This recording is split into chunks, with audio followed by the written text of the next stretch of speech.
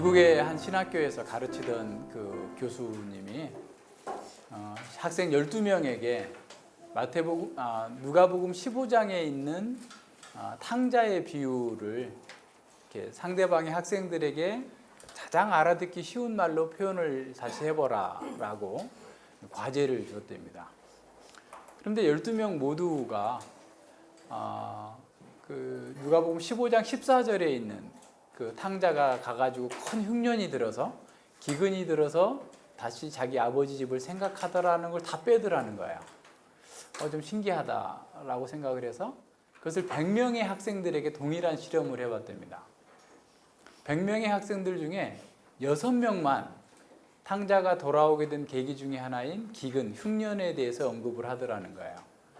근데 그 6명은 인종이 어떤 뭐 유색인종이라든가 아시아인이라든가 또 계층과 이런 게 좀 다른 히스패닉 이런 사람들이었고 나머지 94명은 다 미국인이었던 거예요.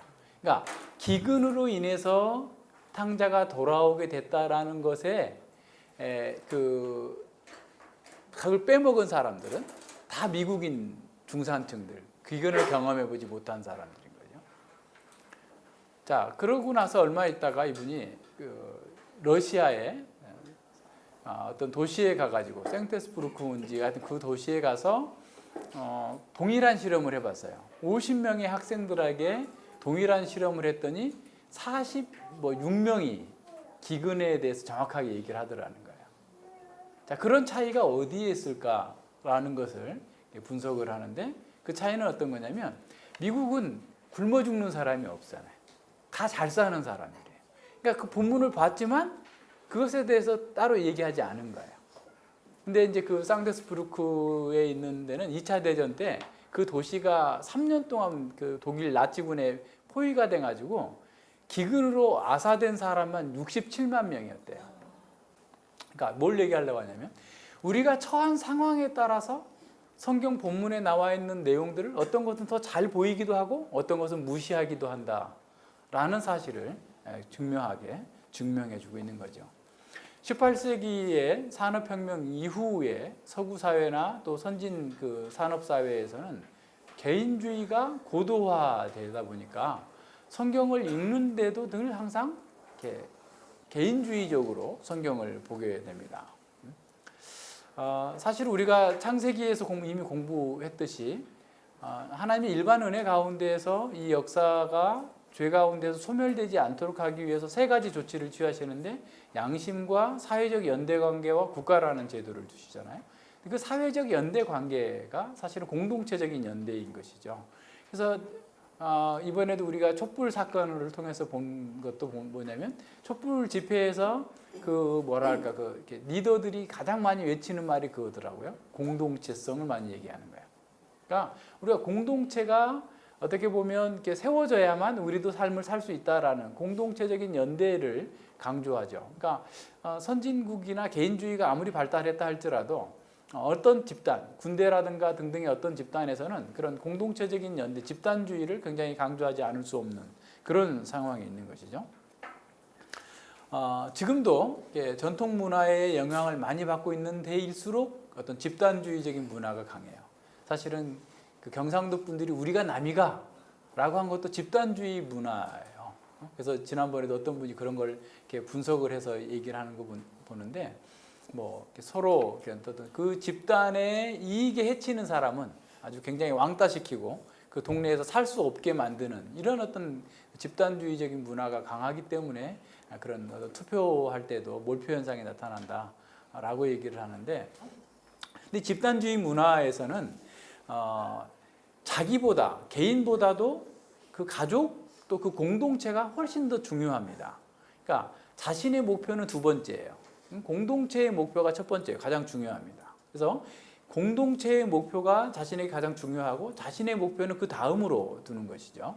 그래서 한 사람의 정체성은 스스로 공동체로서 구별돼서 오는 것이 아니라 공동체 안에 있을 때 그 사람의 정체성이 확정되어지는 것이죠. 이게 집단주의적인 겁니다. 자, 우리가 지금 개인주의 사회에서 살고 있으면서 성경을 잘못 읽고 잘못 해석하는 가장 많은 요인들이 이런 개인주의 문화적 상황에서 집단주의 문화의 배경 속에서 기록된 성경을 읽게 되는 거예요. 그러다 보니까 성경을 자꾸 개인적인 적용을 하면서 중요한 요점들을 놓치게 되는 겁니다. 그래서 우리의 어떤 문화적 상황을 가지고 성경을 읽다 보면 성경에 나타나 있는 고유한 메시지를 놓치게 되는데, 이건 어느 시대나 어떤 그 환경에서나 다 있어요. 전혀 없을 수는 없습니다. 우리가 아무리 그걸 없애려고 해도 우리가 가지고 있는 그런 어떤 그 문화적 시각, 안경을 완전히 제거하고서 이렇게 그 본문을 완벽하게 볼 수 있지는 않기 때문에 그런 것들이 없지 않아 있을 수 있어요. 그러나 우리가 이게 성경의 중심 메시지를 놓치는 일이 없도록 이런 것들을 잘 계속해서 교정해 나가야 되죠. 그래서 우리는 성경을 볼 때 우리의 개인주의적인 문화적 상황에 근거해서 성경을 보지 않도록 주의해야 됩니다. 그래서 우리는 당시 시대의 문화적 배경, 사회적인 어떤 환경들, 이런 것들을 고려하면서 염두에 두면서 성경을 읽고 또 해석해야 돼요. 그래서 자꾸 질문해야 됩니다. 왜 그랬을까? 왜 이런 문제가 있었을까? 이 드러나지 않는 문제는 무엇일까를 늘 이렇게 질문하면서, 본문에 질문하면서 답을 찾으려고 해야 됩니다. 자, 바울이 예루살렘으로 가게 돼서 여러 가지 고난을 겪게 돼요. 근데 그것의 가장 큰 문제는 뭐냐면, 여기 참 드러나지 않지만 사실은 해석의 문제입니다. 그러니까 예루살렘에 지금 바울과, 좀 보세요. 잘 생각해보면 바울이 있고, 그리고 유대인 크리스천 그룹이 있어요. 교회가 있어요. 예루살렘 교회가. 그리고 유대인 불신자 그룹이 있어요. 그런데 바울이 유대인 크리스천 그룹에서조차도 지금 인정받지 못하고 있어요. 그 원인은 어디냐면 해석의 차이예요. 성경 해석의 차이고, 좀 새로 도래한 시대에 대한 이해의 부족인 거죠. 그러니까 성경의 진리를 충만하게 깨달은 사람과 그렇지 못한 거죠. 그러니까 오늘 우리로 따진다면 정말 성경을 많이 바르게 깨달은 어떤 성도와 그렇지 못한, 개혁교회에서의 어떤 성경이 아주 부유하게 깨닫는 것과 그렇지 못한 교회의 연약함, 이런 정도로 이해할 수 있을 것 같아요. 그래서 이런 부분들을 생각하면서 본문을 보면 그 본문에서 주어지고 있는 그런 문제나 환경이 오늘날 우리에게도 동일하게 어떤 문제로서 다가오고 있고 극복돼야 될 대상이다라는 사실을 이렇게 생각해 볼 수 있어요. 자, 바울이 예루살렘에 갔어요. 많은 사람들이 말렸죠. 가면 분명히 고난받을 텐데 꼭 가야만 되느냐라고 얘기했을 때 바울은 꼭 가야 된다. 그래서 갔어요. 근데 가서 막상 가서 본문에 내오는 걸 보면 21장 17절부터 23장, 24장, 25장 쭉 연결되는 과정 속에서 과연 목숨 걸고 가서 해야만 될 일이 뭐였나라는 게 얼른 드러나지가 않아요. 그죠? 가가지고 막 대단하게 뭔가를 한 것 같지도 않은데 바울은 이 일이 꼭 반드시 주님의 뜻을 이루는 것이다. 이게 주 예수의 이름을 위하여 결박을 받을 뿐만 아니라 예루살렘에서 죽을 각오도 됐다. 주 예수의 이름을 위한 거다. 주 예수의 영광을 위한 거다. 다시 말하면 주님의 뜻과 경륜을 이루는 것이다. 라고 하면서 죽음을 무릅쓰고 갔는데, 가서 막상 보면 죽음을 무릅쓰고 한 일이 별로 없는 것처럼 보인단 말이에요. 그러면 그게 뭔가, 거기에 대한 질문을 하면서 본문을 따라 나가보자는 거죠. 우선 이제 첫 번째 이유는 우리가 그 로마서 9장 1절로 3절에서 말씀하고 있는 것처럼 바울은 유대인들에게도 복음을 전하고자 하는 강력한 열망이 있었습니다. 그걸 좀 보죠. 내가 그리스도 안에서 참말을 하고 거짓말을 하지 아니하노라. 내가 큰 근심이 있는 것과 마음에 그치지 않는 고통이 있는 것을 내 양심이 성령 안에서 나로 더불어 증거하노니, 나의 형제 곧 골육의 친척을 위하여 내 자신이 저주를 받아 그리스도에게서 끊어질지라도 원하는 바로다. 다시 말하면 유대인들의 구원을 위해서 자신이 어떤 고난과 죽음까지라도 무릅쓸 각오가 되어 있다. 그러니까 이건 지금 예루살렘에 올라가기 전에 고린도에서 아가야에서 로마서를 썼을 때 주어진 말씀이거든요. 그렇기 때문에 1차적인 것은 바울이 유대인들의 구원을 위해서, 유대인들이 그 유대교를 버리고 예수님을 믿고 나오도록 하기 위한 것이었다라고 하는 정도는 우리가 이해할 수 있어요. 그래서 바울은 어느 이방인의 사도로 부르심을 받아서 어느 곳에 가더라도 유대인 회당에 먼저 가서 이렇게 말씀을 전하고 또 그들이 예수님께 나오도록 권했습니다.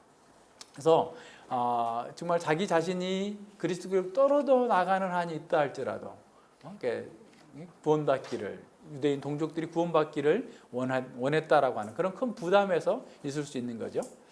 자, 그런 것을 전제하고 나서 그 다음에 두 번째는 그럼 뭘까 이렇게 생각해 보면, 일단 예루살렘에 가서 바울은 그 유대 교회, 유대 크리스찬 교회, 다시 말하면 예루살렘 교회로부터 환영을 받습니다. 그리고 야고보가 당시에 예루살렘 교회의 지도자였고, 또 야고보를 비롯한 장로들이, 목사들이 다 같이 와 있었어요. 그러니까 바울이 온다는 소식을 아마 듣고 가이사랴에 있을 때부터 벌써 바울이 예루살렘에 오순절까지 갈 거다라고 하는 소식이 전해졌기 때문에 예루살렘 교회의 지도자들은 다 같이 모여서 바울을 기다리고 있었던 거죠. 기다리고 있었는데, 자, 가서 보니까 그들에게 이제 또 그 상황을 다 설명을 해주죠. 자신이 봉사로 말미암아서 19절에 보면 자기의 봉사로 말미암아 이방 가운데 사신 일을 낱낱이 고하였다라고 하는 거죠. 낱낱이 고하였어요. 그러니까 자신을 통해서 아시아와 또 마게도냐와 아가야에서 이루어졌던 하나님의 구원의 그 역사들을 쭉 얘기했겠죠. 이방인들이 대거 이 복음에 참여하게 됐고 하나님의 말씀을 듣게 되었다. 또 그것에 대한 증거로서 이방인들 교회에서 함께 동행했던 대표자들이 가져온 헌금을 줬을 거예요. 근데 여기서는 헌금을 줬다라는 말은 나오지 않아요. 근데 이제 뒤에 가서 보면 그 총독이 바울이 돈을 많이 가지고 왔다라는 사실을 알고 바울로부터 돈을 받을까 해서 계속 바울을 불러가지고 복음을 듣는 사건을 보면 굉장히 많은 그 돈을 가지고 예루살렘에 와서 연보를 한 거죠. 그러니까 이 연보는 단지 전에도 얘기한 것처럼 교회의 통일성과 보편성을 확증하는 것뿐만 아니라 또 예루살렘 교회의 가난한 자를 구제하기 위한 그런 정도의 목적이었다면 바울이 직접 가지 않고도 사람만 시켜서 보냈으면 됐을 거예요. 그런데 이것은 굉장히 중요한 신학적인 의미를 가지고 있기 때문에 그래요. 여러 군데에 있는데 한 군데만 보면요, 이사야 66장 그 18절로 20절 보면, 이사야 66장 18절로 20절 보면, 자, 내가 그들의 소위와 사상을 아노라. 때가 이르면 열방과 열족을 모으리니 그들이 와서 나의 영광을 볼 것이며 내가 그들 중에 징조를 세워서 그들 중에 도피한 자를 열방 곧 다시스와 뿔과 활을 당기는 룩과 및 두발과 야완과 또 나의 명성을 듣지도 못하고 나의 영광을 보지도 못한 먼 섬들로 보내리니 그들의 나의 영광을 열방에 선포하리라.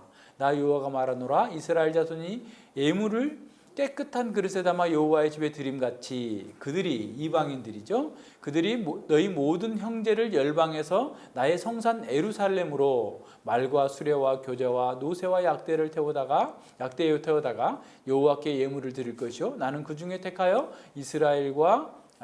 제사장과 레위인을 삼으리라. 여호와의 말이니라 그랬어요.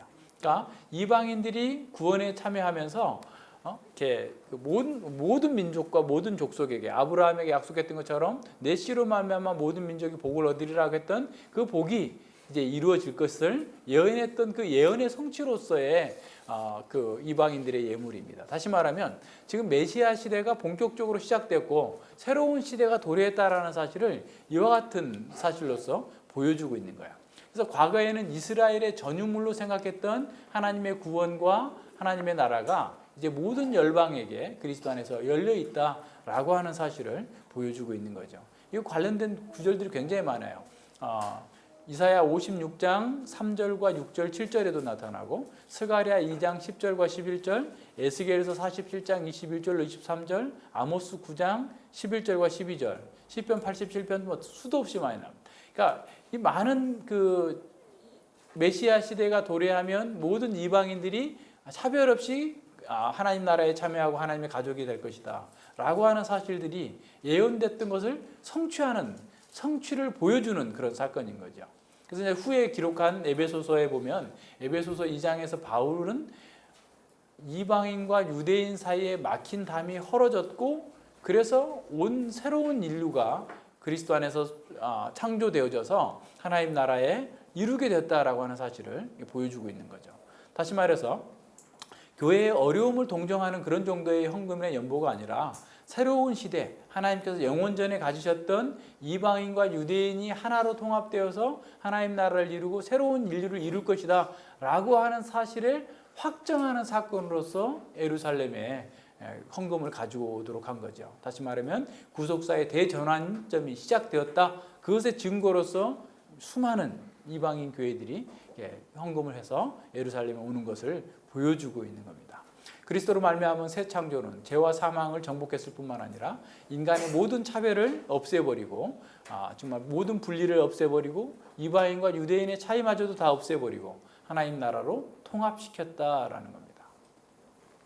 자, 그런데 여기 21장 17절 26절에 보면 유대인 크리스찬들이 여전히 이 유대교적인 구약의 세계관을 벗어나지 못하고 있음을 보게 됩니다. 자, 전에도 15장 할 때 우리가 같이 얘기했지만 교회 유대인 크리스찬 입장에서는 어떤 생각을 했냐면, 자, 유대인들이 예수님을 믿어서 교회에 들어오는 건 너무 당연한 거야. 그건 뭐 너무 이렇게 좋은 거죠. 그리고 당시 유대인 회당에 있었던 개종한 이방인, 할례를 한 이방인도 교회로 들어오는 것은 허용이 됐어요. 환영할 일이에요. 그런데 할례하지 않은 경건한 이방인, 경건한 이방인이 교회로 오면 안 된다고 생각하는 거예요. 그런데 지금 바울의 사역을 통해서는 오히려 경건한 이방인도 아니었던 사람들이 지금 교회로 막 들어오는 거예요.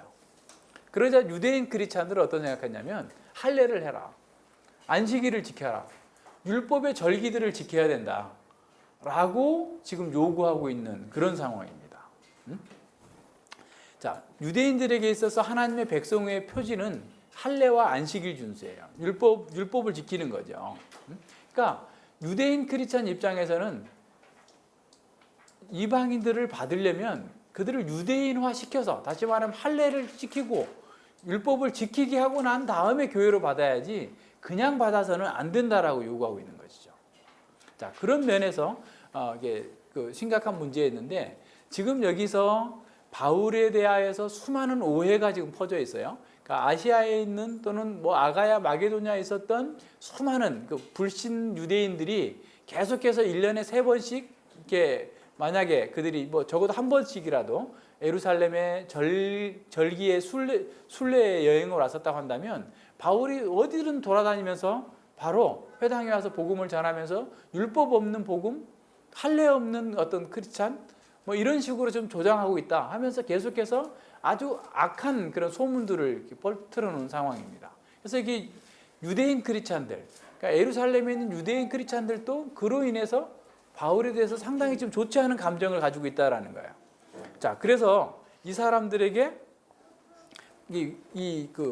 야고보를 비롯한 예루살렘 교회의 지도자들이 그 사람들의 문제들을 해결하는 방법을 한번 보세요. 그러니까 20절과 21절에 보면, 20절 후반부터 보면, 자, 형제 그대도 보는 바 유대인 중에 믿는 자 수만 명이 있는데 다 율법에 열심히 있는 사람들이다. 그러니까 율법을 굉장히 열심히 지켜야 된다고 하는 유대인 크리스찬들인 거죠. 그러니까 이런 사람들이 있는데, 내가 이방에 있는 모든 유대인들을 가르치되, 그러니까 흩어져 있는, 그죠? 디아스포라 유대인들에게 가르치기를 모세를 배반하고 아들들에게 할례를 하지 말고 규모를 지키지 말라 한다라는 것을 유대인 크리스찬들이 들었다라는 거죠. 악소문인 거죠. 잘못된 소문이죠. 자, 그래서 그러면 어찌할꼬, 그들이 당신이 온 것을 다 알 텐데 그럼 이렇게 하라 라고 하면서 이제 결례를 행하기로 한 나실인 서원을 한 사람, 그래서 나실인 서원을 마치고 나면 그 제사를 드려야 되는데, 그 비용을 대서 당신도 이 율법을 존중하고 율법의 규례를 존중한다라는 사실을 유대인 크리스찬들에게 확신시켜 주라라는 거예요. 그러니까 지금 예루살렘에 있는 교회의 지도자들마저도 사도행전 15장의 세계관에서 아직 벗어나지 못하고 있는 거예요. 그대로 머물러 있는 겁니다. 왜냐하면 그 틀이 그대로 있기 때문에 그런 거예요. 근데 지금 바울은 계속해서 이방 가운데로 복음을 전하러 다니면서 그 사이에 썼던 갈라디아서, 고린도 전후서, 로마서, 계속 그 서신서들 속에 정말 하나님의 나라와 하나님의 그 은혜가 어떤 것인지, 그리고 교회와 성전과 이스라엘과의 관계, 이런 모든 것들에 대해서 아주 충만하게 깨닫고 교회 가운데 가르쳤는데, 예루살렘 교회는 지금 여전히 어떤 면에서 옛 세계관 속에 사로잡혀 있는 상황을 보게 됩니다. 그래서 이런 부분에 대해서 사실은 바울이 그래서 간 거예요. 그러니까 목숨을 걸고 지금 예루살렘에 가고자 했던 것은 유대인들이 가지고 있는 지금 옛 전통, 유대인 크리스찬들이 가지고 있었던 그런 문제들을 해결하기 위해서 간 겁니다. 새로운 시대가 왔음을 알리는 새로운 표적을 읽지 못하고 있는 유대인들에게 새 포도주는 새 부대에 닮아야 된다라고 하는 사실을 가르치고 깨닫도록 하기 위해서 바울은 목숨을 걸고 거기 간 거예요. 이게 지금 본문에 구체적으로 드러나지 않지만 그 상황 속에서 전체적으로 보이게 됩니다. 그래서 바울은 복음의 보편성이나 교회가 하나됨을 위해서 정말 유대인 크리스찬들이, 유대인 교회가 그것이 바뀌지 않는다면 교회는 심각한 오류를 갖게 될 것이라는 사실을 미리 보게 된 거죠. 따라서 바울은 이 문제를 해결하기 위해서 이방인 교회들이 헌금을 통해서 하나님의 나라가 종말론적으로 도래해서 그것을 확증하고 메시아 시대의 특징인 이방인과 이스라엘 유대인이 아무 차별 없이 하나님을 예배하고 하나님 나라에 참여하는 시대가 됐다라는 사실을 이것을 통해서 보여주고 있어요. 이 내용은요, 에베소서 3장에 가면 잘 나타나요. 에베소서 3장 1절부터 13절까지인데 시간이 없으니까 여러분 다 읽어보시고 5절부터 보겠습니다.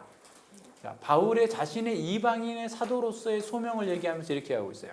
자, 이제 그의 거룩한 사도들과 선지자들에게 성령으로 나타내신 것 같이 다른 세대에는 사람의 아들들에게 알지 아니하였나니. 그러니까 이게 무슨 얘기냐면 이방인들이 유대인들과 함께 하나님 나라를 상속받고 하나님의 교회에 참여한다는 사실이 비밀로 있었어요.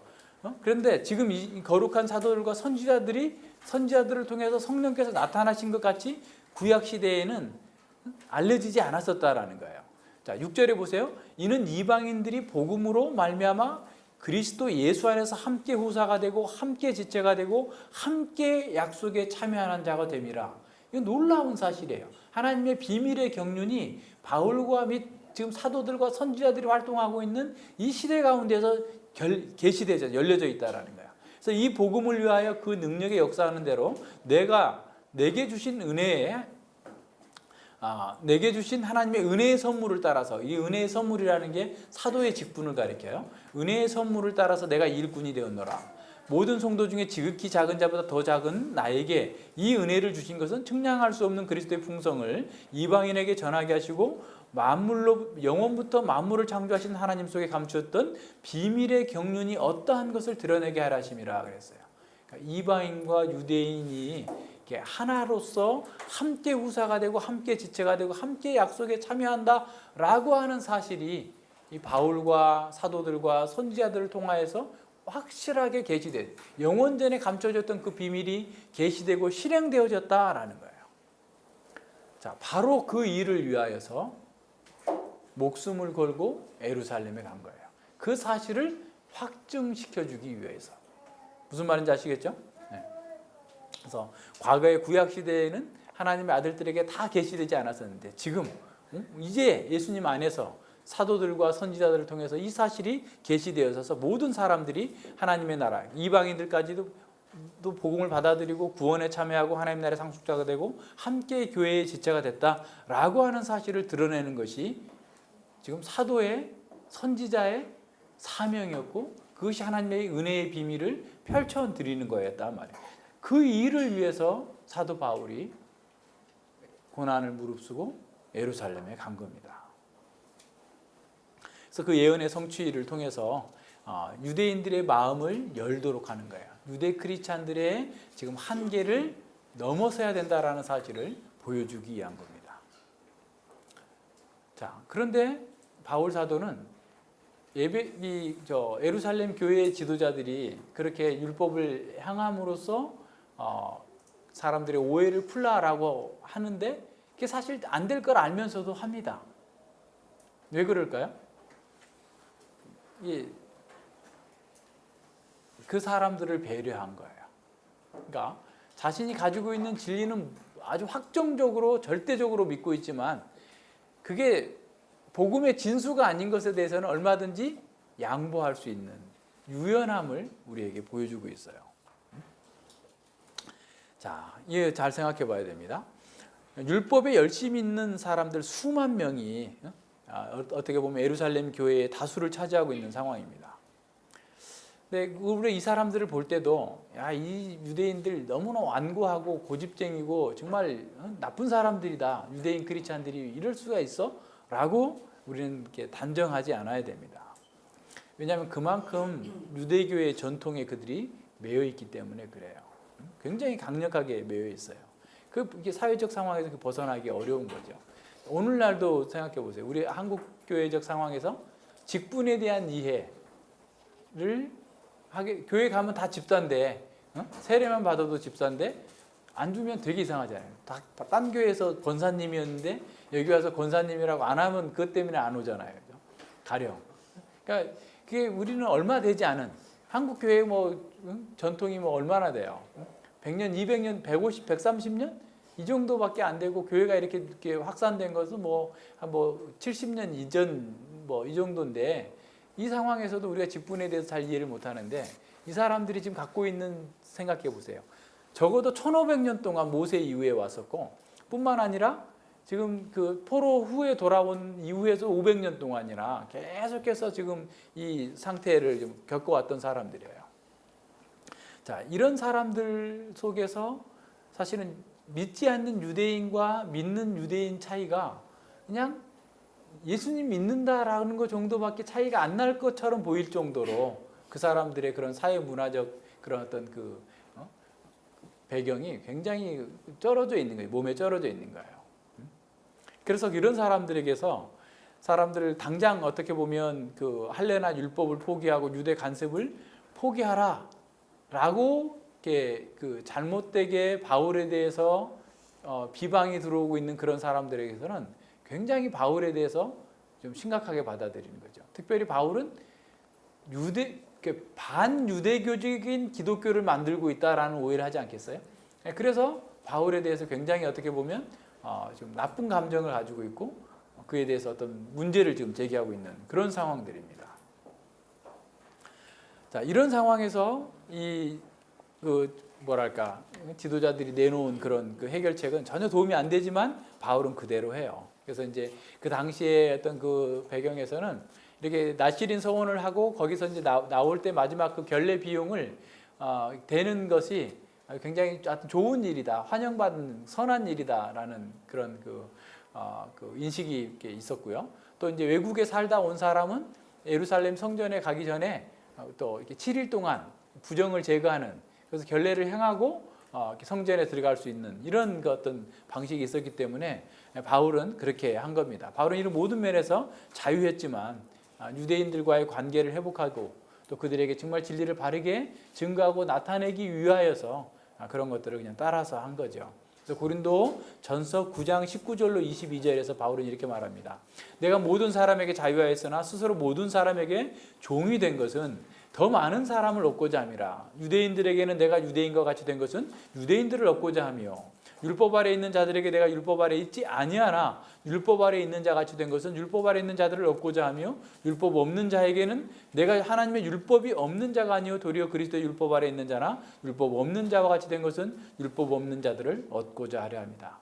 그거 다 안 해도 돼요. 다 알고 있어요. 그렇지만 바울은 그 사람들에게 진리를 전하고 그들을 얻고자 하기 위해서 거기에 일부러 해준 겁니다.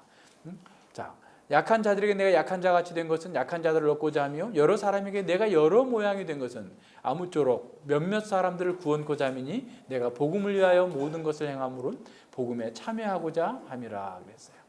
복음을 위하여서 사람들을 구원하기 위해서 진리의 본질이 되지 아닌 거라면 얼마든지 내가 양보하겠다라고 한 겁니다. 바울은 그 갈라디아서에서 이미 할례가 칭의의 조건이 된다면 그건 거짓 복음이고 그건 죽어도 할 수 없다라고 해서 디도도 할례를 하지 않았다라고 일부러 얘기합니다. 그러나 사도행전 16장에 가서 보면 디모데에게 할례를 해요. 왜요?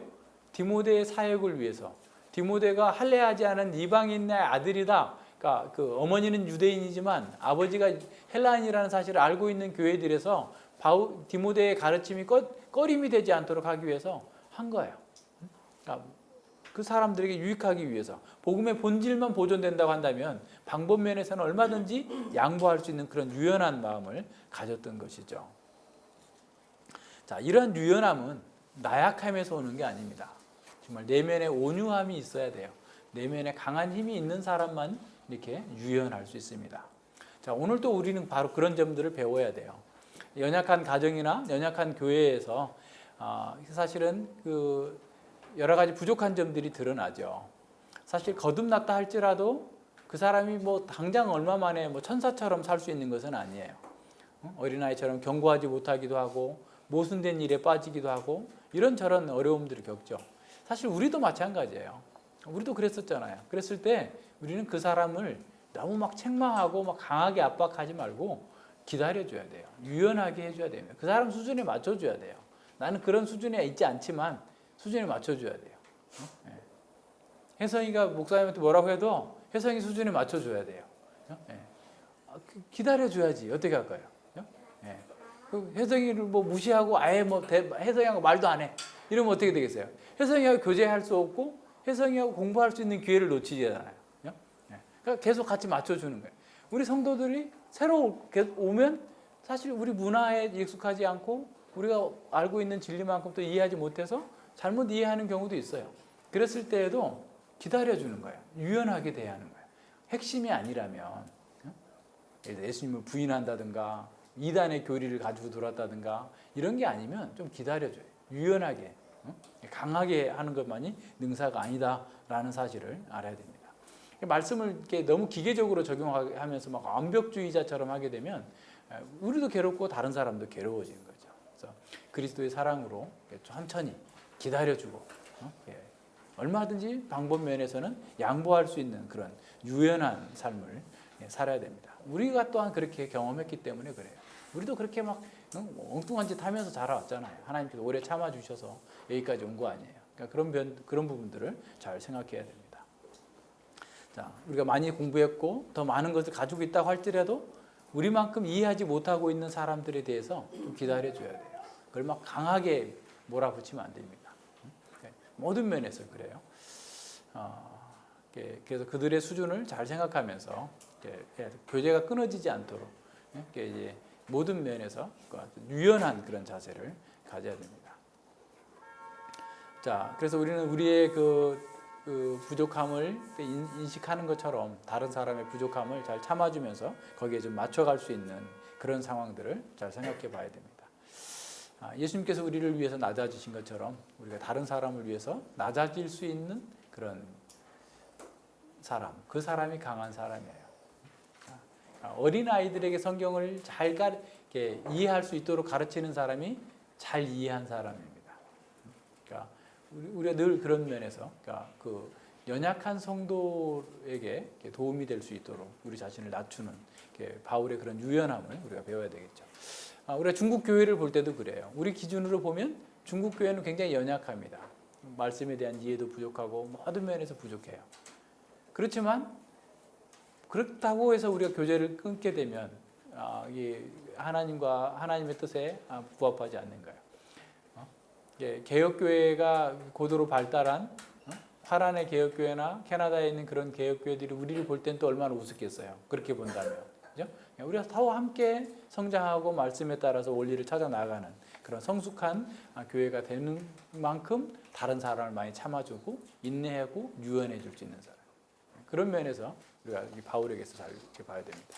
27절로 36절에 보면 이제 바울이 이렇게 성전에 와 있는 그 상황을 보고 이제 아시아에서 왔던 불신 유대인들이 바울에 대해서 이제 모함하면서 고소하는, 그래서 무리를 충동해가지고 바울을 그냥 막 두들겨 패는 이런 상황이 전개가 됐죠. 그래서 이제 그 천부장이 그 사실을 보고받고 개입하게 됩니다. 로마 군대가 개입해가지고 바울을 구해내지 않았다면 바울은 스데반처럼 돌에 맞아 죽었을 거예요. 사실 바울은 이런 내용들을 이미 다 알고 있었어요. 이렇게 될 것까지도. 그 고린도에서 썼던 로마서 15장 30절로 32절을 같이 한번 봅시다.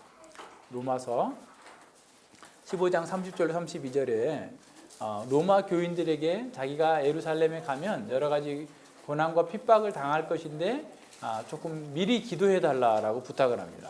15장 30절로 32절입니다. 형제들아 내가 우리 주 예수 그리스도로 말미암고 성령의 사랑으로 말미암아 너희를 권하노니 너희 기도에 나와 힘을 같이하여 나를 위하여 하나님께 빌어 나로 유대에 순동치 아니하는 자들에게서 구원을 받게 하고 또 예루살렘에 대한 나의 섬기는 일을 성도들이 받음직하게 하고 나로 하나님의 뜻을 좇아 기쁨으로 너희에게 나아가 너희와 함께 편안히 쉬게 하라. 그러니까 바울은 지금 예루살렘으로 가는 그 도중에 쓴 편지에서 예루살렘에 가면 수많은 박해와 어려움들을 직면하게 될 것을 알고 미리 기도하고 있었고 또 로마 교회의 성도들에게까지 기도를 부탁하고 있는 그런 상황입니다. 자, 그래서 이런 그 선동, 아시아에서 온 그 불신 유대인들이 선동한 것은 사실은 오해죠. 그러니까 드로비모라고 하는 에베소 교회의 대표로서 아시아에 있는 아시아의 교회들의 헌금을 가지고 바울과 동행한 이 드로비모가 예루살렘 성에 있었어요. 근데 성에 있었던 것을 확대해가지고 과장해가지고 성전에도 있었다. 성전에도 바울이 데리고 들어갔다라고 지금 한 거예요. 바울이 그거 너무 잘 알고 있죠. 그럴 것을 알고 있었는데 그렇게 하지 않았는데도 불구하고 그렇게 한 거예요. 더군다나 이제 헤롯 성전에는 이렇게 이방인의 뜰이 있고 여인의 뜰이 있고 그 다음에 그 남자들의 뜰이 있고 성전 그 마당이 있어요. 그래서 이 이방인의 뜰에서 여인의 뜰로 나가는데 문이 있어요. 담이 있습니다. 담. 그 경고문이 써 있어요. 이방인이 이 문을 통과하면 죽을 줄 알라. 그럴 정도로 엄격하게 구별된. 그러니까 앞서 우리가 에베소서 2장에서 읽었던 유대인과 이방인의 막혔던 담을 헐었다라고 하는 것이 그 당시의 성전의 어떤 그 구조와도 관련이 있어요. 그래서 완전히 통일된 하나를 이루어 나가는 건데 그런 상황에서 바울이 드로비모를 성전에 데려갔을 리는 만무한 거죠. 그런데도 불구하고 이 사람들이 지금 사람들을 충동질해가지고 거짓 고소를 함으로 말미암아서 이렇게 바울이 잡혀가는 그런 상황입니다. 자, 바울이 잡혀갔을 때 어떤 생각을 했을까요? 내가 억울하게 잡혀가네. 정말 화나네. 이런 생각보다도 정말 이스라엘 백성들, 불신 유대인들이 저렇게 완고하게 하나님을 거역하면서 죽어가고 있는 그 모습을 더 안타까워했던 거예요. 그래서 그 다음에 올라가는 순간에서도 내가 말 좀 하게 해달라 해가지고 복음을 전하고자 하는 거예요. 그러니까 바울에게 있어서는 자기가 몸이 좀 두들겨 맞아서 아픈 것보다도 메시아를 기다렸던 자신의 동족들이 메시아를 거부하고 죽음의 길로 나아가고 있는 것을 보면서 더 큰 심령의 고통을 가지고 그들에게 어떻게 하든지 간에 복음을 전하겠다라고 하는 그런 마음으로 복음을 전하고 있음을 보게 됩니다. 자, 바울은 이런 어떤 상황 속에서도 자신의 위치에서 주님께서 가르치신 거룩한 도리를 굳게 잡았습니다. 그리스도의 성품으로 유대인들이나 이방인들에게 복음을 전해야 하는 사명을 안수하고자 올곧게 전진하였습니다. 바울은 예수님께서 승천하시고 교회가 세워진 지 30년이 지난 그 시점에서도 유대계의 전통과 관습에 집착하고 있는 유대인 크리스찬들의 편협한 국수주의를 안타까워했던 것이죠. 그런 구약을 구속사적으로 해석해 줌으로써 이미 도래한 종말의 시대에 맞게 행하도록 사람들을 가르치고자 했습니다. 메시아 시대에는 유대인과 이방인이 하나님의 백성으로서 연합하여 새롭고 보편적인 공동체를 세우는 그런 시대입니다. 그래서 택함받은 성도들이 그리스도 안에서 하나가 되어서 주님의 영광을 찬양하는 공동체를 이루는 것입니다. 새 포도주는 새 부대에 담아야 한다라는 주님의 가르침을 당시까지도 유다와 예루살렘에 있었던 유대인 크리스천들은 다 이해하지 못하고 있었던 겁니다. 우리는 단순히 그들의 완고함과 무지를 탓하지 않아야 됩니다. 그들이 그럴 수밖에 없었던 문화적 전통을 살펴보고 우리 역시 그들과 같은 오류에 빠져 있는 부분은 없지 않은지 살펴봐야 합니다. 유대인 크리스천들은 아브라함의 후손이라는 선민 사상과 율법과 자신들의 전통을 내려놓지 않고서 예수님을 믿고 있었던 것이죠. 그들은 구약의 성취로 오신 예수님을 믿는 것과 유대주의적인 전통이 공존할 수 있다라고 생각했습니다. 유대인 크리스찬들은 당시까지도 가지고 있었던 세계관과 사회 문화적인 옷을 입고서 예수님을 믿고 있었던 것이죠. 그들은 자신의 세계관과 문화적 전통 안에서 구약을 해석하고 적용했습니다. 그런 유대인 크리스찬의 입장에서 바울의 해석과 바울의 가르침은 반문화적이고 반유대적인 기독교를 만들어내는 것이다라고 생각했었던 것이죠. 그들이 받았을 충격은 사실 우리가 다 이해하기 힘들 것입니다. 왜냐하면 모세 이후 1500년 동안 유지해왔던 그들의 전통과 성경 해석에 의하면 안식일 준수와 할례는 메시아 시대에도 여전히 하나님의 백성의 표지라고 이렇게 알고 있었고 그렇게 해석하고 있었기 때문에 그렇습니다. 특히 포로에서 돌아온 유대인들이 메시아 왕국을 기다리는 그 500여 년 동안 신구약 중간기 그 기간 동안에 할례와 안식일은 사실 그들의 민족적 정체성을 가장 확실하게 보여주는 것으로 아주 중요하게 생각했던 거예요. 심지어 그런 일이 있었잖아요. 셀루쿠스 왕조가 유다를 치는데, 그러니까 안식일이기 때문에 전쟁 안 하고 있다가 다 죽었잖아요. 그래서 그 뒤에 힐렐이 다시 해석을 해요. 전쟁의 경우에는 피하거나 싸워야 된다. 갑자기 막 수만 명이 그냥 수천 명이 그냥 학살을 당해버린 거예요. 계속 싸움을 하다가 안식이니까 쉬어야 된다 이런 거야. 그러니까 그럴 정도로 수천 명이 이렇게 죽어가면서도 자신들의 율법을 따라서 살아야 하나님 나라에 들어갈 수 있다라고 생각했던 사람들이에요. 그러니까 그 전통이 지금 그대로 지금 남아 있는 거예요. 그러니까 1세기 당시에 그 유대 크리스찬들에게서 가장 큰 문제가 할례와 안식일 문제예요. 규례를 지키는 것 문제입니다. 근데 그 문제가 지금도 반복되고 있어요. 다 또 다른 면에서. 자, 그렇기 때문에 할례와 안식일 준수를 또 무시하는 것처럼 보이는 그 바울의 그런 그 기독교는 자신들에게 있어서 심각한 문제다라고 생각을 했던 것이죠. 유대인들이 그렇게 강력하게 율법 준수 할례를 주장했던 것은 그들의 성경 해석의 전통에서 기인한 것으로 봐야 됩니다. 우리가 본 것처럼 사도행전의 그 제자들, 사도들 뿐만 아니라 유대인 크리스천들은 구약의 요나 선지자가 가지고 있었던 그런 오류를 그대로 가지고 있었어요. 편협한 선민 사상을 가지고 있었단 말이에요. 사도행전 1장 8절에서 성령이 너에게 임하시면 너희가 권능을 받고 예루살렘과 온 유다와 사마리아와 땅끝까지 이르러서 내 증인이 되리라 라고 예수님께서 말씀하셨음에도 불구하고 그들은 흩어져 있는 유대인이라고 생각했어요. 무슨 말인지 알겠어요? 우리는 지금 우리 문화에서 온 세계로 이렇게 복음이 퍼져나갔으니까 우리에게까지 복음이 오는 거구나 이렇게 생각했지만 당시 1세기 지금 이 말씀을 듣고 있었던 제자들은 12사도와 아마 70명 정도, 120명 정도의 그런 사람들은 유대인들에게, 디아스포라 유대인들에게 복음을 전하라 라는 말로 생각한 거예요. 그래서 사도행전 7장에 스데반이 순교하고 난 뒤에 8장에서 빌립이 가가지고 사마리아에다 복음을 전해서 이 사람들이 믿게 되니까 예루살렘 교회가 발칵 뒤집힌 거예요. 진짜냐 쟤들이 믿은 게 하면서 예루살렘 교회 가장 중요한 지도자 베드로와 요한을 파송해서 확인해 보라고 그런 거예요. 자, 그때 안수할 때 성령께서 임하게 하신 거죠. 10장에서 고넬료가 완전 이방인, 로마의 백부장, 완전 이방인이 예수님을 믿었다고 그러니까 예루살렘 교회가 발칵 뒤집혀요. 그게 11장에 내온 내용입니다. 근데 믿었는데 11장에 그런 일이 있고 난 다음에 이제 수리아 안디옥 교회가 설립이 되죠. 그리고 이제 씀에도 불구하고 앞서 얘기한 것처럼 교회에 들어왔다 할지라도 할례를 해야 된다라고 하는 유대 크리스찬들의 주장 때문에 사도행전 15장에 지금 예루살렘 공회가 시작된 겁니다. 그러니까 이 유대인들이 지금 가지고 있었던 그 세계관 속에서 복음을 받아들이고서 지금 예수님의 가르침이 이렇게 온전하게 그들에게 지금 깨닫지 못하고 있는 그런 상황입니다. 그러니까 다시 말하면 구약의 해석과 율법의 해석들이 완전히 지금처럼 바뀌지 않고 전환되지 않고 지금 그 유대의 전통 속에서 예수님만 믿는 이런 상황인 거죠. 그래서 사실은 우리도 마찬가지예요. 우리가 지금 신약 성경을 읽을 때 유대인들이 가지고 있었던 구약의 해석적 전통에서 이게 잘 이렇게 바라보지 못하는 거죠. 그래서 사실은 이것을 사람들이 잘 보지 못해요. 간과하게 돼요. 그렇지만 가장 강력한 문화적 가치들은 보통 말할 필요가 없는 거예요. 그죠? 이미 지금 전제하고 있기 때문에 그 말 안 해요. 그래서 그 문화권에 살고 있지 않는 사람은 말하지 않아도 통용되는 그 문화에 대해서 우리는 잘 이해하지 못하게 되는 거죠.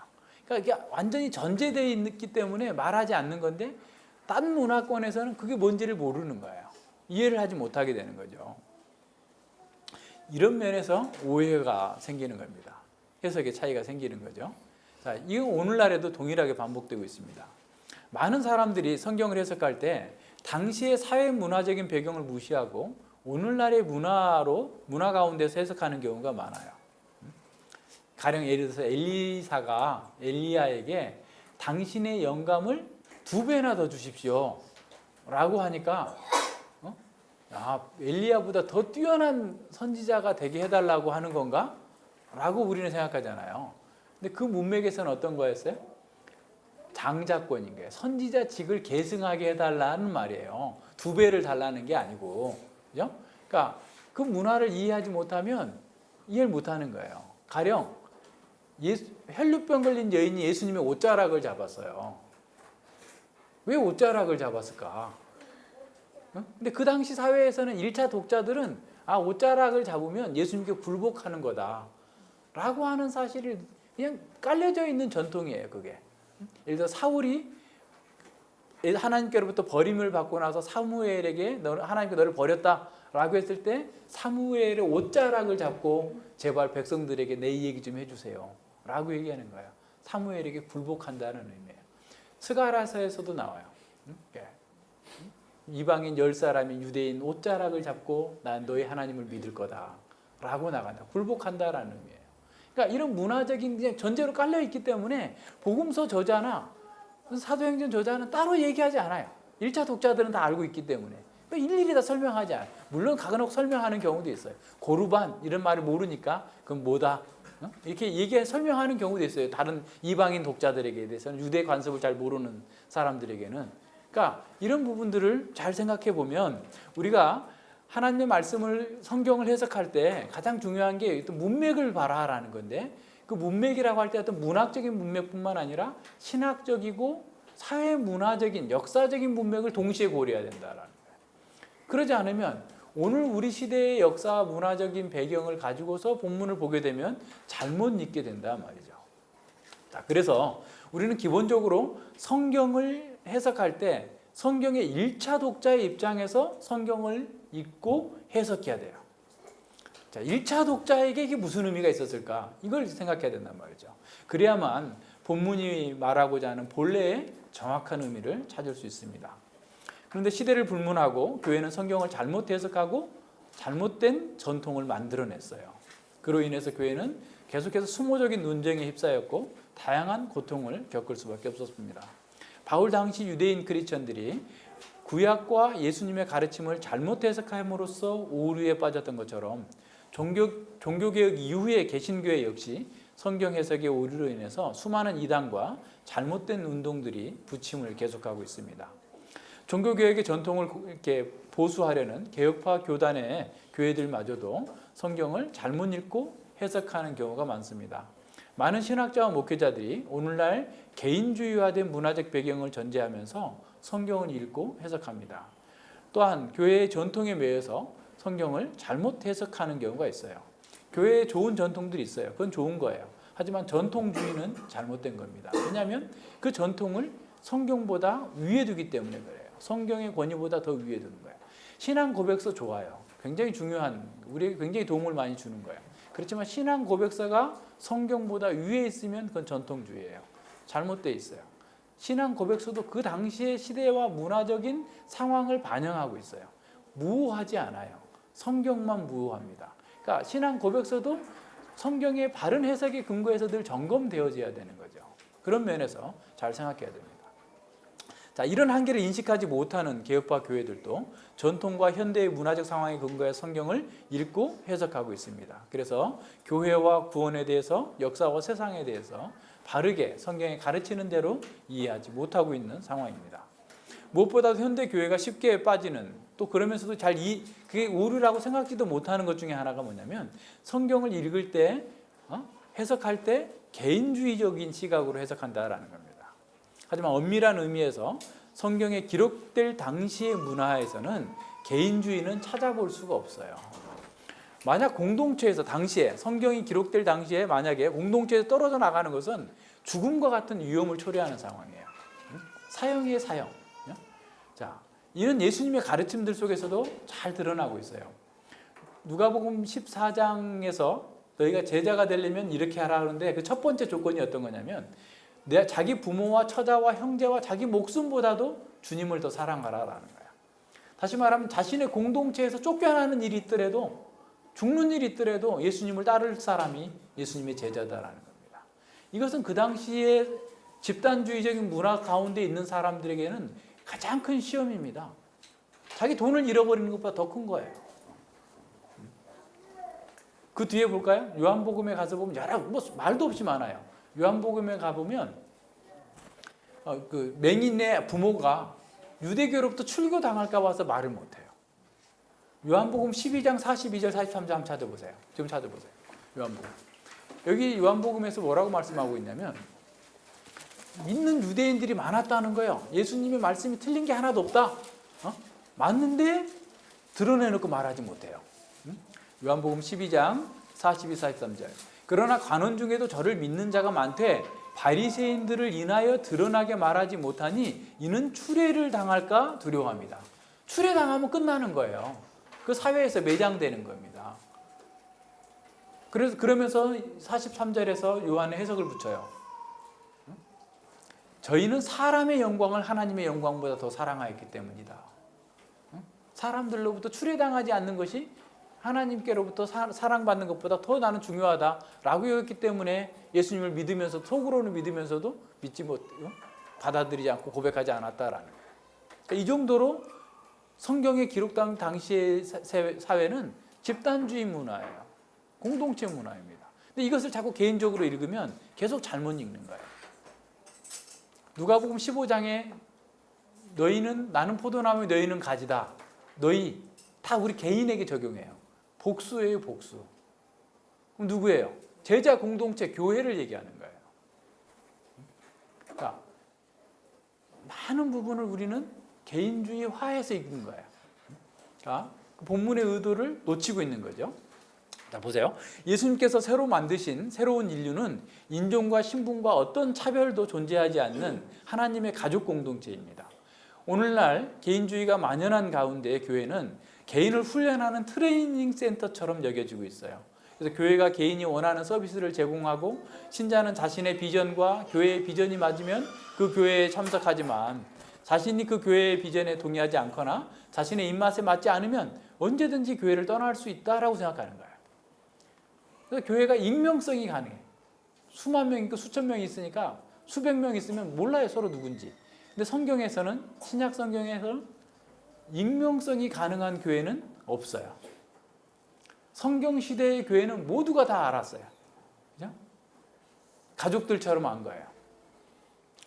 이것은 그러니까 익명성이 보장되는 교회, 또 개인의 어떤 트레이닝 센터처럼 여기는 그런 교회는 성경이 말하는 교회의 모습이 아니에요. 교회는 하나님의 가족이고 그리스도의 몸입니다. 어느 누구도 하나님의 가족으로서 그리스도의 몸으로서 공동체 안에서 유기적 활동을 하지 않으면서 구원의 복을 누릴 수 있다라고 생각하는 것은 착각입니다. 18세기에 일본에서 선교했던 캐톨릭 선교사가 왜 일본 사람들은 이렇게 복음이 들어가기가 어려운가라고 하는 글을 썼는데 그 글에 이렇게 나와 있습니다. 자, 일본인은 개별자로 인생을 산 적이 없다. 우리 유럽 선교사들은 그 사실을 인식하지 못했다. 여기에 한 일본인이 있다고 가정하자. 우리는 그를 회심시키려고 애쓴다. 그러나 일본에서는 우리가 그라고 부를 수 있는 단일한 개인은 존재한 적이 없다. 그 사람 뒤에는 마을이 있다. 가족이 있다. 그 부모와 조상들이 마치 살아있는 존재들인 양 그에게 딱 붙어 있다. 따라서 그는 별개의 인간이 아닌 셈이다. 그는 마을과 가족, 부모와 조상들의 짐을 어깨에 져야 하는 집합체다. 일본에 온 최초의 선교사 프란시스코 사비에르가 남부지방에서 일을 시작했을 때 이것이 가장 큰 걸림돌이었다. 일본인은 이렇게 말했다. 나는 기독교의 가르침이 좋다고 믿는다. 그러나 조상들이 살지 않는 낙원으로 간다면 나는 배신자가 될 것이다. 집단주의 문화의 대표적인 걸 보여주고 있어요.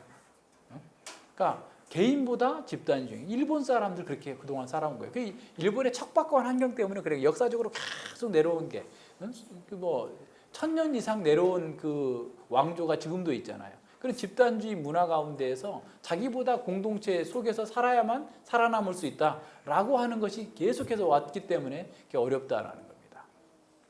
자, 성경 시대의 사람들이 바로 이와 같은 공동체 의식 속에서 살았던 거예요. 그것이 가장 강력한 문화적인 가치들이었고 당시 독자들이 전제하고 있었기 때문에 성경 저자들은 굳이 본문에 따로 이것을 설명하지 않았던 겁니다. 교회의 사역도 목사 혼자 한 것이 아니었어요. 모든 성도가 함께 은사를 따라서 한 겁니다. 사역자들도 팀 사역을 했어요. 팀워크를 했단 말입니다. 함께 하는 것이 통상적인 거였어요. 어떤 면에서 바울은 언제나 팀과 함께 했어요. 바울이 그 베레아에서 아테네로 도와가지고 혼자 사역하는 것을 굉장히 바울이 어려웠겠지만 1차 독자들도 굉장히 생경하게 본 거예요. 큰 충격이었을 거예요. 바울이 혼자서 일했다는 것 자체가 얼마나 힘들었을까라고 생각할 수 있는 거예요. 그 정도로 팀 사역과 공동체의 책임은 당연하게 받아들여졌던 거죠. 바울이 고린도에 갔을 때도 아굴라와 브리스길라와 팀을 이루기 전에는 사역하지 않았다라고 말하는 신학자도 있어요. 그 정도로 팀 사역을 중요하게 여겼다라는 거예요. 무슨 말인지 알겠죠? 그러니까 개혁교회는 모든 성도가 서로를 감독하고 서로를 세워주는, 그죠? 그래서 상호 목회를 하는 그런 교회가 돼야 돼요. 그래야만 원상의 교회가 이루어져요. 사람들이 개혁교회 한다고 그러면서 목사가 독재를 합니다. 개혁교회 아니에요. 개혁교회는 모든 성도들이, 원상의 교회는 모든 성도들이 자신의 은사를 따라서 함께 사역하는 거예요. 어느 누구도 빠지는 사람이 없어요. 그것이 교회예요. 따라서 우리는 성경의 1차 독자들처럼 성경을 읽을 때 공동체적인 시각으로 읽고 해석해야 돼요. 성경에 나오는 우리, 너희도 대부분 다 복수를 읽어야 돼요. 물론 그 중에 하나는 개인적으로 적용할 수 있을, 한두 개는 있을 수 있어요. 그러나 전체적으로 늘 공동체적으로 읽어야 된다. 복수형으로 읽어야 된다라는 거예요. 마치 우리가 마태복음에 나오는 천국이라는 단어를 하나님 나라, 신국이라고 읽는 것처럼 성경에 나오는 권면에서 너희는, 너는, 너희가, 우리가 이렇게 얘기할 때 다 그렇게 해야 돼요. 그러니까 히브리서에 지난도 얘기했지만 히브리서의 권면에 거의 뭐 95% 이상은 다 공동체적인 권면이에요. 근데 많은 사람들이 그걸 못 봐요. 그래서 제가 그냥 이 스마트폰으로 한번 찾아봤어요. 히브리서만 딱 두고 우리, 너희, 형제들, 뭐 형제들아 이런 말을 찾아보니까 히브리서가 13장까지 있는데 108번인가 6번 나와요. 공동체에 대해서 얘기하는 게 복수형이, 그죠? 그러면 뭐 대부분의 권면은 다 공동체적인 권면이다 이해할 수 있는 거죠. 그래서 우리는 훈련해야 돼. 너희가 나오면 교회구나. 교회 주는 말씀이구나. 나에게 주는구나. 이 말이 아니고 교회 공동체 전체에게 주는 것이다 라고 읽는 훈련을 해야 된단 말이에요. 그래야만 우리도 이 지금 개인주의화된 문화 속에서 개인적인 적용, 개인적인 어떤 구원 여기에 매몰되지 않고 또 유대인 크리스천들이 바울 시대에 빠졌던 그런 오류에 빠지지 않을 수 있는 겁니다. 개인주의가 극단화된 우리의 문화적 상황에서 공동체적 연대 의식을 전제하면서 우리는 너희를 복수로 읽는 훈련을 해야 됩니다. 그렇게 해야만 우리가 사실은 하나님께서 원하는 그런 공동체를 세울 수가 있는 거예요. 자, 우리가 그렇게 성경의 1차 독자들처럼 성경을 읽고 해석한다면 우리는 그리스도인이 되었을 때 바로 그 순간부터 영구적으로, 영적으로 교회의 일부가 되었다는 것을 알아야 됩니다. 우리는 믿는 순간 하나님의 가족의 일원이 되었습니다. 이는 우리가 교회의 모든 생명 활동에 책임을 지고 있고 그 생명의 복에 참여하여 그 복을 누릴 수 있다라는 것을 기대하는 거예요. 그래서 우리는 성령 하나님 안에서 교회 공동체 안에 묶여 있습니다. 우리는 지체된 성도들과 성령 안에서 묶이고 연합되어 있습니다. 그렇기 때문에 우리는 우리 마음대로 우리의 신분과 정체성을 교회와 분리시켜서 생각해서는 안 됩니다. 일단 우리가 교회 그리스도 안에 있으면 우리는 개인적인 신분은 더 이상 중요하지 않다라고 생각해야 돼요. 내가 뭐 부자니 가난하니 많이 배웠니 적게 배웠니 그게 중요한 게 아니에요. 내가 지금 그리스도 안에 있다. 그리스도의 몸된 교회의 지체로서 활동하고 있다라는 거예요. 그래서 우리 모두 서로 의존되어 있어요. 앞서 우리가 에베소서 4장 15절과 16절에서 지체로 각 마디마디 연결되어 있는 것처럼 우리가 다 연결되어 있어요. 다 의존하고 있어요. 어느 누구도 여기 자리에서 빈 사람이 없어요. 다 들어있어야 돼요. 자, 이것이 생명체인 그리스도의 몸으로서 살아가는 삶입니다. 고린도서 12장 26절로 27절에서 바울은 이렇게 선언하죠. 만일 한 지체가 고통을 받으면 모든 지체도 함께 고통을 받고 한 지체가 영광을 얻으면 모든 지체도 함께 즐거워하나니 너희는 그리스도의 몸이요 지체의 각 부분이라. 우리는 그리스도의 몸이에요. 한 지체가 고통을 받으면 다 고통받고 한 지체가 영광을 받으면 다 영광을 받는 거예요. 자, 우리가 교회 아로서 자기의 정체성을 확립했다면 우리는 교회의 공동체의 조화와 성장을 도모하는 일을 우리의 1차적인 삶의 목표로 삼아야 됩니다. 교회 아로서의 자신의 정체성을 규정한 사람은 공동체의 안전과 성장을 자신의 성공이나 성취보다 훨씬 더 중요하게 여기는 사람입니다. 그리스도인의 정체성은 스스로 공동체와 구별짓는 데서 오는 것이 아니라 공동체 가운데에서 자신의 자리를 알고 그 역할을 충실히 하는 것으로 드러납니다. 그래서 우리 각자의 목표는 교회 공동체보다 앞서지 않을 때, 그러니까 우리 각자의 목표가 교회의 목표보다 앞서지 않을 때, 더 나아가서 교회 공동체의 목표가 우리의 목표가 되었을 때 성경적인 교회, 원상의 교회를 회복하고 구현할 수 있습니다. 그런 원상의 교회를 세우려면 원상의 교회처럼 성경을 해석하고 성경을 적용해야 되죠. 공동체적인 해석에서 공동체적인 삶이 나올 수 있습니다.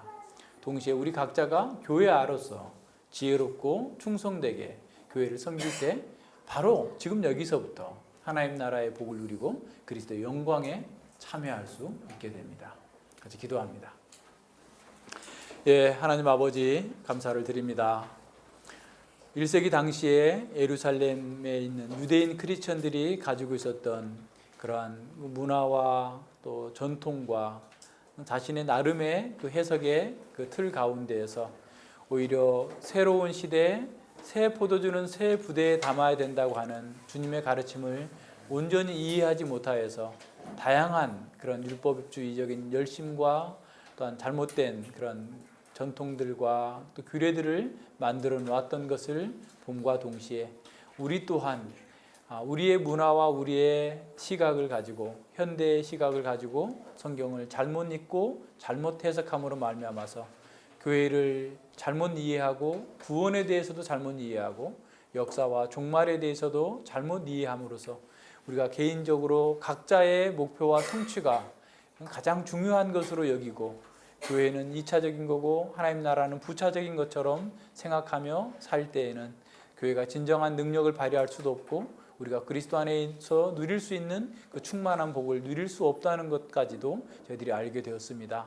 우리가 그리스도의 몸된 지체로서 온전하게 공동체적인 삶을 살아갈 때 하나님께서 주시는 은혜와 또 하나님께서 주시는 그 영광에 참여하게 된다는 사실을 알고 우리가 성경을 읽을 때에도 늘 성령 하나님께서 우리에게 가르치시는 대로 공동체적인 연대 가운데 의식 가운데에서 그 본문을 읽게 하시고 그 본문을 해석한 후에 또 우리 공동체에 적용함으로 말미암아서 참으로 하나님께서 원하시는 그런 아름답고 복된 원상의 교회가 되어서 주님의 나라와 주님의 영광을 드러내며 하나님의 교회로서의 온전한 속성을 잘 구비하고 하나님께서 주신 사명을 잘 감당할 수 있는 그런 복되고 아름다운 교회로 성장해 나아갈 수 있도록 함께하여 주시옵소서.